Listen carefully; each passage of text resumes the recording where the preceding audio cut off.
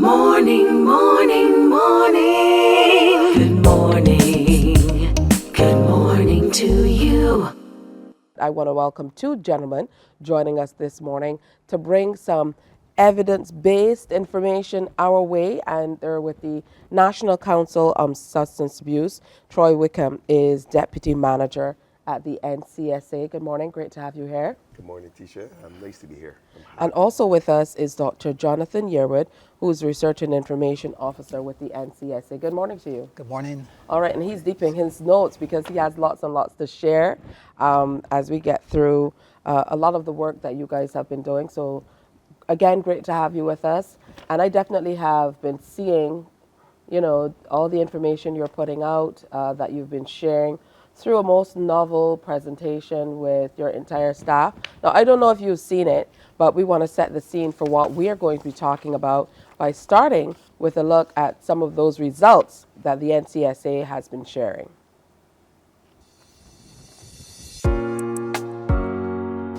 Every year, the Barbados Drug Information Network, BARDIN, collects and disseminates information on the local drug situation. To effectively serve the nation, we at the National Council on Substance Abuse have to keep current on usage, treatment data, and trends island-wide. Here are a few findings from our latest report. Crack cocaine was the most common primary drug for which treatment was sought at the Substance Abuse Foundation. Drug offences accounted for 11% of incarcerations at Dodds Prison in 2022. Of the 53 wards committed or remanded to the Government Industrial School in 2022, only 2 were remanded for drug-related offences. But of the 85 minors admitted to the Edna Nichols Center, more than 1/3 tested positive for marijuana use or had traces of the drug in their system. During the pandemic, we saw an across-the-board decrease in admissions for drug treatment. However, in 2022, we saw the admission numbers increase and approach pre-pandemic levels. Here at the NCSA, we managed a 42% increase in clients for counseling in 2022. 96% of those clients sought counseling for drug-related issues. Drug offences accounted for 21% of all recorded offences by the Barbados Police Service in the year 2022. In the course, there were 3 methamphetamine-related offences tried and 2 heroin-related charges. Despite the continued male-female disparity in treatment admissions, there has been a steady increase in the number of females seeking treatment since 2019. At the NCSA, we remain committed to helping individuals and institutions in their battle against substance abuse. If you or anyone you know needs help, please call us at 535-6272. Or visit our office at the corner of First Avenue, Belleville and Plain Road. You don't have to face this alone.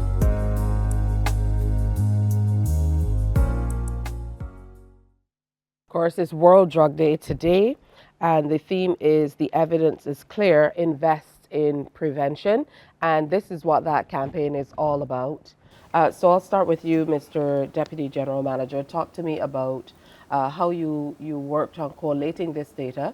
I know that you've been in existence since 1995 and really gathering data since 1998. So talk about what it was like to kind of pull it all together. Okay, thanks. For us at the NCSA, we see ourselves as the authority in Barbados for drug demand reduction. Our focus is on creating what we call evidence-based interventions. So we have several research projects in place that we conducted over the years. We have the Barbados Drug Information Network, better known as BARDIN. We have been conducting this project for over 10 years, for more than 10 years. We have a national secondary school survey. The last one was conducted, I believe, in 2013. We have barriers to treatment for women that hinder women from accessing treatment in Barbados. That was conducted last year. We did a pilot survey with public sector workplaces. Mainly it was conducted with the Ministry of Home Affairs and Information. We also plan to conduct a workplace survey, a general public sector workplace survey, sometime later this year. We plan to do a national household survey, and we also have something in place called what we call the early warning system.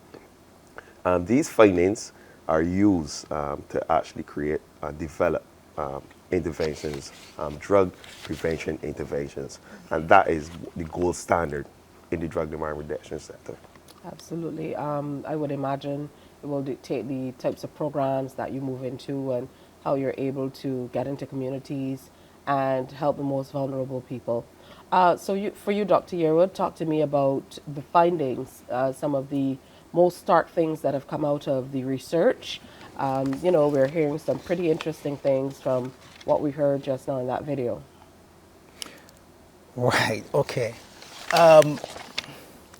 Some of those interesting findings, well, I can say between 1998 and 2024, some of the key research findings continue to show that alcohol is the leading legal drug consumed, while marijuana and cocaine are the main illegal drugs consumed.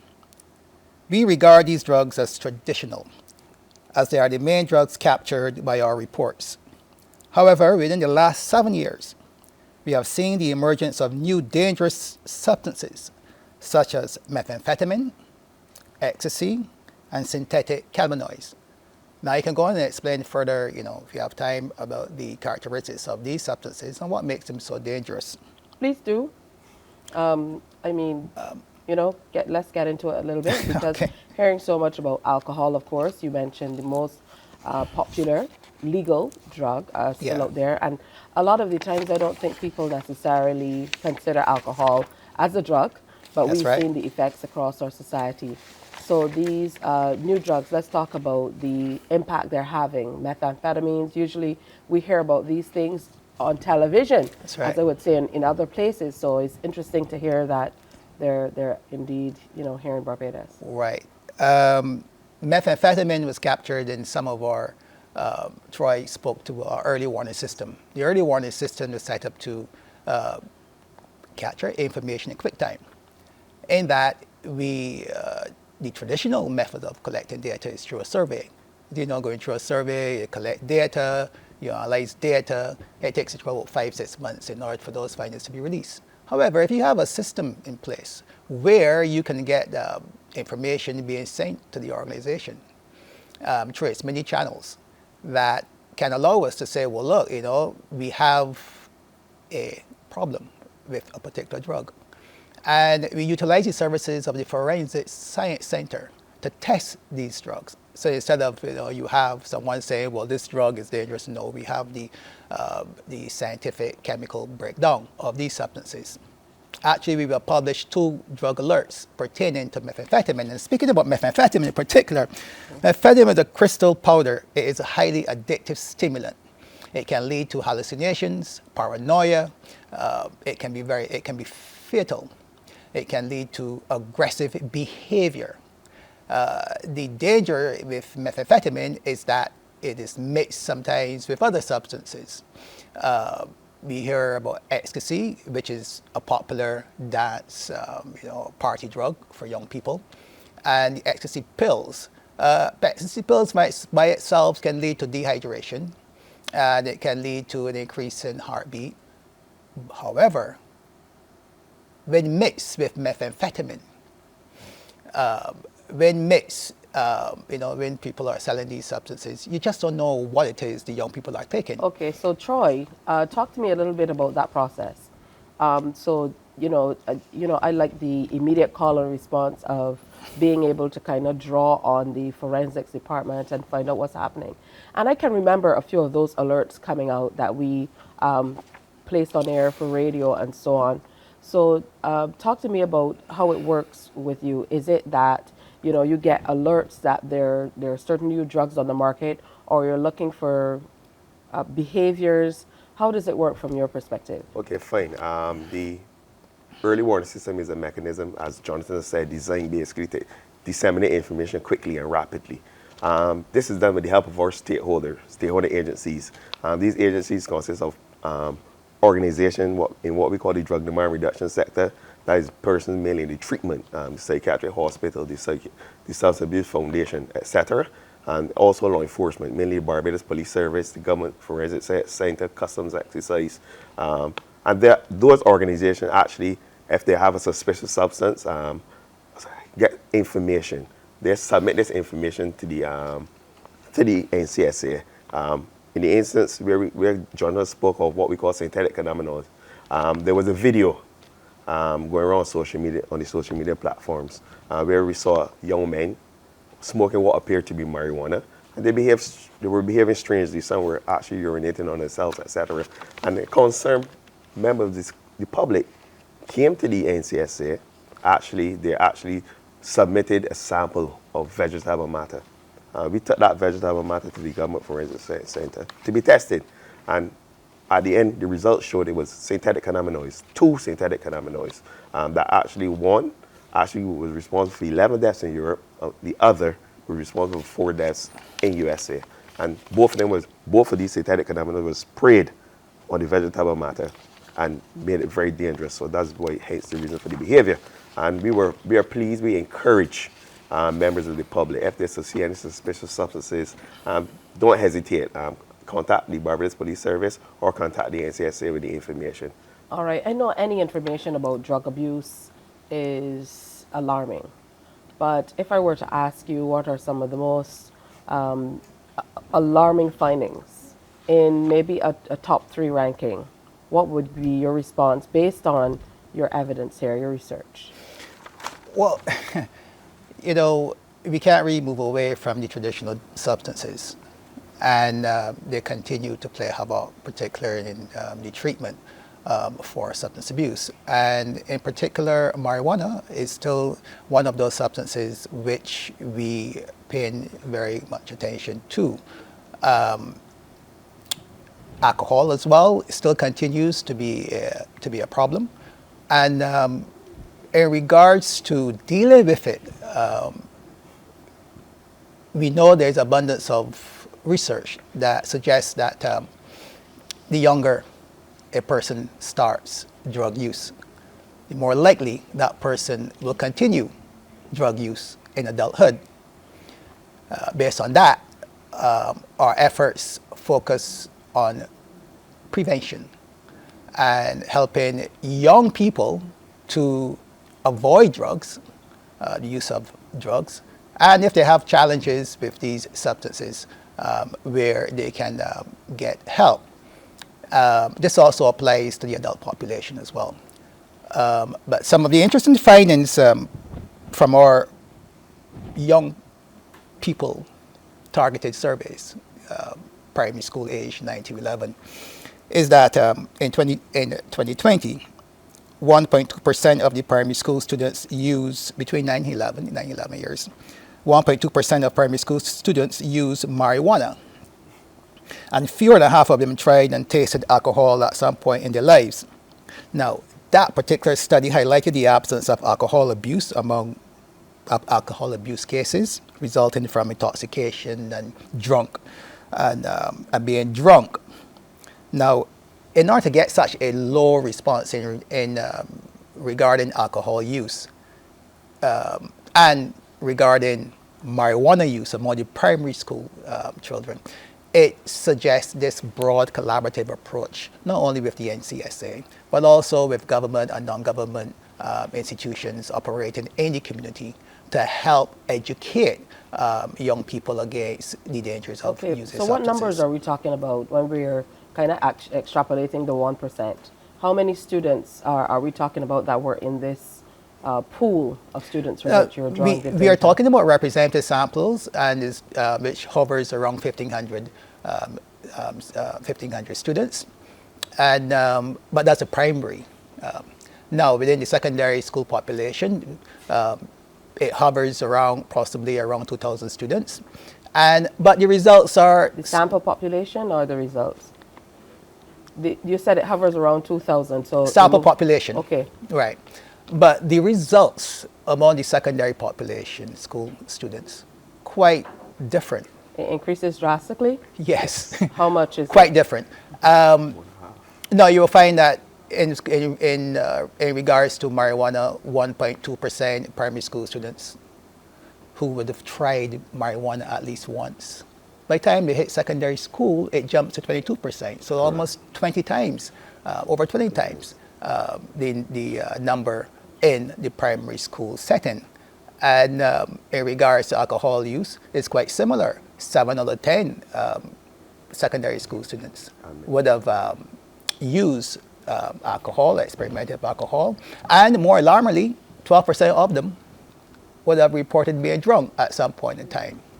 So we need to we know the dangers relating to alcohol and the dangers relating to marijuana, particularly as it impacts on young people and their ability to function, their ability to learn, their ability to remember things. And the prevalence of dropping out from school is quite high in regards to the use of these substances, the frequent use of these substances, the heavy use of these substances. So we've had a long relationship with the association, in terms of sharing information and, talking about the programs that you offer. So Troy, let me start there with you. I know that Dr. Yearwood has a lot of information to share, and we're going to have a separate program for you to be able to share all of this information because it's necessary, it's important for people to know. But what about these programs that are helping to arrest some of the challenges that are arising out of this frequent drug use? Okay, we at the NCSA, we also have several programs across all communities. We have programs in the primary schools. We have Safe and Unsafe, Drugs and Herring, Right Off Drugs, Drugs and Decisions in our primary schools. These programs are tailored, age-appropriate programs which give information to the primary school population basically on how to be safe, how to make sound decisions as it relates to drug use or substance abuse, and what drugs look like. We also look at pharmaceuticals in the schools, chemicals around the school compound, etc., to help build a foundation, a sound foundation for that primary school population. We also have several programs in the secondary school population. We have Drugs and Life Skills. This is a program which was developed from our evidence, where we actually did a needs assessment across the Ministry of Education, and we developed a curriculum for the secondary school population. And this has been ongoing for at least, I think, about 5 to 8 years, John. And we have a vaping campaign as well in the secondary schools, as we know that vaping appears to be popular among that demographic. So we give that information, let them know the dangers and harms associated with vaping. We have a program as well called Keys for Life, which gives them life skills, teach them life skills. Which schools are these programs in, and how can they be accessed? Basically, we are the Parkinson, Leicester Vaughan, we are the Edwards Secondary School, Darrell Jordan, Frederick Smith, the Law School. We can, if you want us to come into your school, just reach out to the NCSA. Our telephone number is 535-6272 and request the presence of the NCSA.